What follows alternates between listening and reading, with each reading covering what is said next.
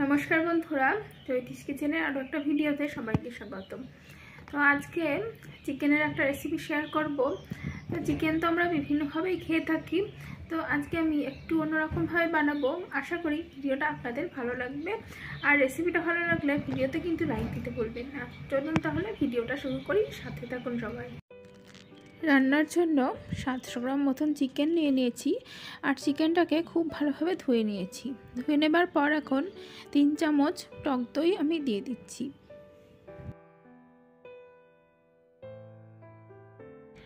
আর টক দই দিয়ে দেবার পর দিয়ে দিলাম 2 চামচ মতন লবণ আর দিয়ে দিচ্ছি একটুখানি গোলমরিচের গুঁড়ো। তো আজকের রান্নাটা এই গোলমরিচের ঝালেই কিন্তু বেশিরভাগটা করব। কাঁচা লঙ্কা খুবই কম দেব। আর এই লবণটা ম্যারিনেশনের সময় না দিলে চিকেনের মধ্যে যেন লবণ ঢোকে না, তো সেই জন্য আমি লবণটাও দিয়ে দিলাম। আর দিয়ে এবার ভালোভাবে কিন্তু চিকেনটা মাখিয়ে রেখে দেব 1 ঘন্টা 1.5 ঘন্টা মতন।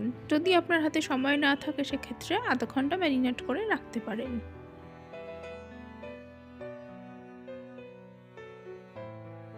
আর এবারে একটা বাটিতে জল গরম বসিয়ে দিয়েছি আর পেঁয়াজ বড় বড় করে কেটে নিয়েছি। পেঁয়াজগুলোকে জলে সেদ্ধ করে নেব। তো এই যে কেটে রাখা পেঁয়াজগুলো আমি দিয়ে দিচ্ছি। পেঁয়াজগুলো দিয়ে দেওয়ার পর এখন কেটে রাখা আদা আর ছাড়িয়ে রাখা রসুন দিয়ে দিলাম। এই পেঁয়াজ আদা রসুন জলে 10 মিনিট মতন আমি সেদ্ধ করে নেব। জলটা ফুটতে শুরু করেছে আর আমি চাকুটা দিয়ে একটু দেখে নিচ্ছি যে পেঁয়াজগুলো সেদ্ধ হলো কিনা। পেঁয়াজ আদা রসুন এভাবে সেদ্ধ করে রান্নায় পেস্ট করে দিলে পরে কিন্তু গ্যাস হওয়ার সম্ভাবনা অনেকটাই কমে যায়। আর এবারে রান্নার জন্য গ্যাসে কড়াই বসিয়ে দিয়েছি, দিয়ে দেব পরিমাণ মতন সাদা তেল।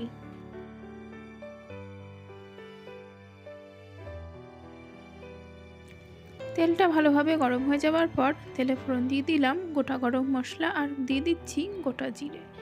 আর এবারে ফোড়নটা কয়েক সেকেন্ড ভালো করে নাড়াচাড়া করে নেব। তো দেখুন ফোড়নটা রেডি হয়ে গেছে।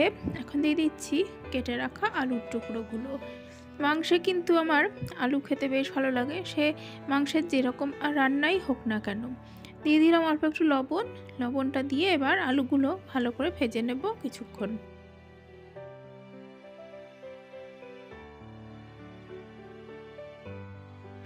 আর এদিকে আলুগুলো ভেজে নেবার পর ওই ভাজা আলুর মধ্যেই আমি দিয়ে দিলাম ম্যারিনেট করে রাখা মাংসটা দিয়ে ভালোভাবে কিছুক্ষণ নাড়াচাড়া করে নেব, যাতে এই মাংসের মধ্যে থাকা দইটা ভালোভাবে মিশে যায়। আর এবারে সেদ্ধ করে রাখা পেঁয়াজ আদা রসুনের পেস্টটা আমি দিয়ে দিচ্ছি। এই যে মিক্সিতে খুব সুন্দরভাবে পেস্টটা হয়ে গেছে। আর এবারে সমস্তটা ভালোভাবে মিশিয়ে নিচ্ছি।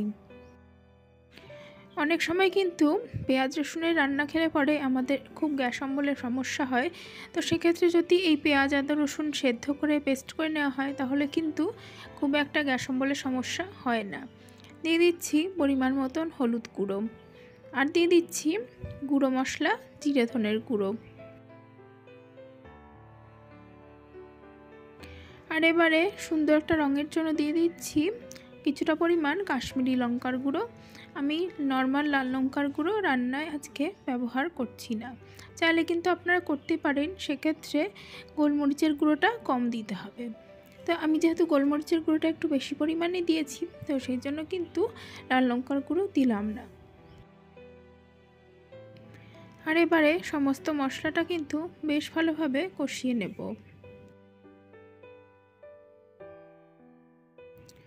মশলা কষানোর ফাঁকে আমি দিয়ে দিলাম একটুখানি লবণটা অবশ্যই আপনাদের স্বাদ মতো রান্নায় দেবেন। আর এবারে সমস্ত মাংসটা ভালোভাবে কষিয়ে নেব। এই চিকেন যত বেশি পরিমাণে কষানো হবে তত কিন্তু চিকেন সেদ্ধ হবে আর খেতেও ভালো লাগবে।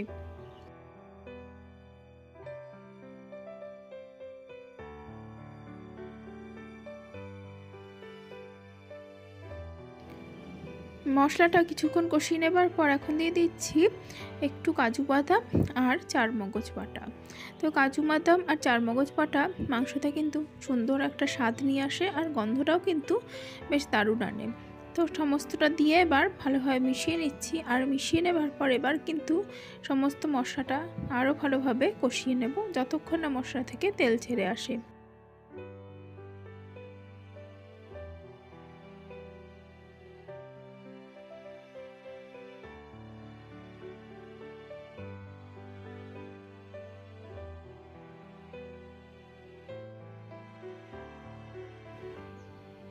আর এবারে দিয়ে দিলাম বেশ কয়েকটা চিড়ে রাখা কাঁচা লঙ্কা। আমি আগেই বলেছিলাম রান্নায় কিন্তু আজকে আমি খুব বেশি ঝাল দেব না, গোলমরিচের ঝালেই রান্নাটা করছি, সেই জন্য কাঁচা লঙ্কাও কিন্তু একদমই কম দিলাম। তো যাই হোক, কাঁচা লঙ্কাটা দিয়ে আরও কিছুক্ষণ মশলাটা কষিয়ে নেব।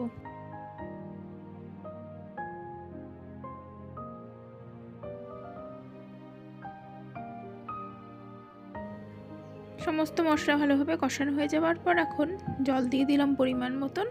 তবে এই রান্নাটাই কিন্তু খুব বেশি ঝোল ঝোল থাকবে না, একটু মাখা ঝোলই কিন্তু এই রান্নাটার ক্ষেত্রে ভালো লাগবে খেতে।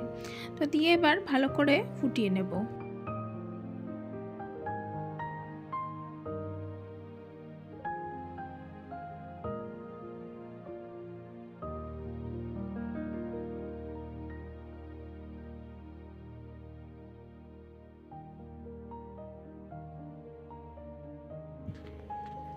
ঝোলটা ফুটে বেশ ঘন হয়ে গেছে। এখন দিয়ে দিলাম পরিমাণ মতন গরম মশলার গুঁড়ো। গরম মশলার গুঁড়োটা দিয়ে ভালোভাবে মিশিয়ে তারপর এটা নামিয়ে নেব। আর এই চিকেনের রেসিপিটা কিন্তু ভাত, রুটি, পরোটা যে কোনো কিছুর সাথেই কিন্তু বেশ ভালো লাগে খেতে। আর বন্ধুরা, আজকের রেসিপিটা কেমন লাগলো অবশ্যই জানাবেন। ভিডিওটা ভালো লাগলে অবশ্যই ভিডিওতে লাইক দেবেন, কমেন্ট করবেন, আর অবশ্যই আমার চ্যানেলটিকে সাবস্ক্রাইব করে পাশে থাকবেন। অনেক অনেক ধন্যবাদ বন্ধুরা।